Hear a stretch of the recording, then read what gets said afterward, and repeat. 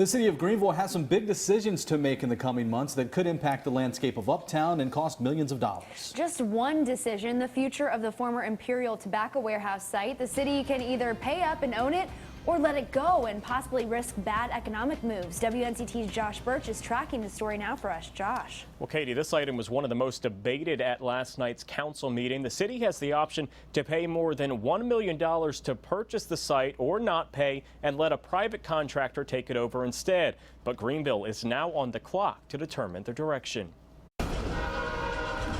It may not look like much now, but where these weeds and rubble stand today could be a pivotal piece of property to expand Uptown.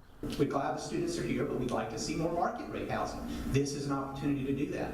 Several years ago, the city purchased this property for an initial cost of $1, primarily to apply for and receive a grant of $400,000 to clean contaminants left from the old tobacco warehouse. Now the city is at a crossroads, pay more than $1 million for the property following the cleanup and control future development, or let the private sector handle it.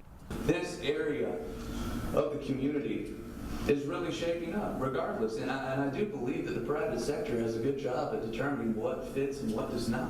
Why are we risking the taxpayers' money? I guess that comes down to it, and that to me, that's not a prudent decision to be risking the taxpayers' money. Both Councilman P.J. Conley and McLean Godley argued to keep the $1 million cost off the upcoming budget. Councilman Rick Smiley, not so much. The argument that we should not be taking risk is specious.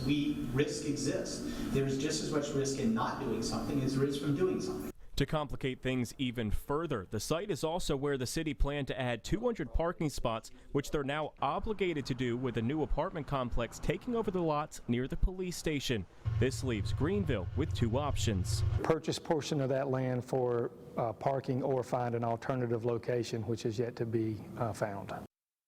Roger Johnson, the city's economic development director, tells me he's more interested in the economic benefit of the land rather than who actually owns it. Greenville Mayor Alan Thomas says directors with Uptown have expressed to him that this is a pivotal piece of property for further growth in Uptown Greenville. The city now has until early 2017 to make their decision. Josh Birch, 9 on your side.